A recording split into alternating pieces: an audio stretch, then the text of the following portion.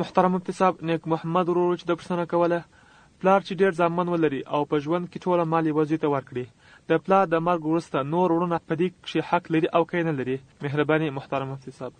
پلار چې وزوی ته خپل مال ورو بخښي دې ته هبه ویل کېږي. په هبه کې دا شرط شته چې یو خو به دغه سړی دغه زوی چې ده د هبه ورته کړې ده د هغه به قبضوي، قبض شرط دی.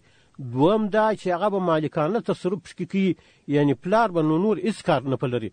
بیا نو د دغه شي مالک دغه زوی سو، نو که دا پلار مړ سو دی مالک د دې مځکې یا د دې مال دی، نور وروڼه د ده سره په دې کې حق نه لري. البته پلار په داسې کړنه سره ګناهکاره دی چې دی راولاړېږي د دې دپاره چې نورو زامنو ته دا ضرر رسي چې نور زامن د میراث ته باسي او دا یوه زوی ته ټوله مال ورکوي یا دوه زامنو ته ورکوي یا بل چا ته ورکوي.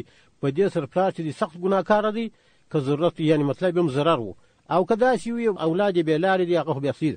لیکن دغه زوی چې دا مال ور وبخښي هغه خپل تصرف پکې شروع کړي، پلار لا چې واخلي دا د دې زوی ملک سو، نور د ده وروڼه چې دي په دې کې د پلار د مرګ وروسته څه حق نه لري.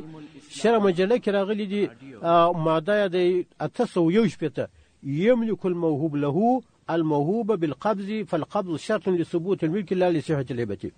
وای موهوب له یعنی چاته چې هبه وسوله شی ورته وسو هغه په قبض کولو سره دی مالک دغه شی وګرځېدی، بیا په دغه ملک کې د بل چا حق نسته. په دور مختار کې راغلي دي کتاب الهبه وتتم الهبه بالقبض الكامل. وای دا هبه چې په قبض کامل سره دا تامیز قبض کامل دې ته ویل کېږي چې دی مالکانه تصرف په دې شي کې شروع کړي. دا باغ دی، د مځکه ده یا نور مال دی، په دې کې دی داسې تصرف کوي لکه دی چې دغه مالک وي. نو بس په دغه وخت کې دا هبه چې ده دا تامه سوې ده، یعنې د ده ملک ګرځېدلی دی، د ده په ملک کې بل څوک حق نه لري. دغه رقم عبارت په هندیه کې هم راغلی دی، صفحه د 340 جلد 4. په محمودیه کې هم دغه رقم هم حکم سوی دی، صفحه د 2 جلد 4. نو به هر صورت چې دا پلار و یوه زوی ته خپل مال ورکړي، زوی یې قبض کړي، خپل مالکانه تصرف یې پکې شروع کړي، پلار بالا کار نه پلري. اوس چې پلار مړ سو دا نور اولادونه په دغه شي کې چې دغه یو زوی ته بخښلی په دې کې دغه حق نشته. تعلیم الاسلام رادیو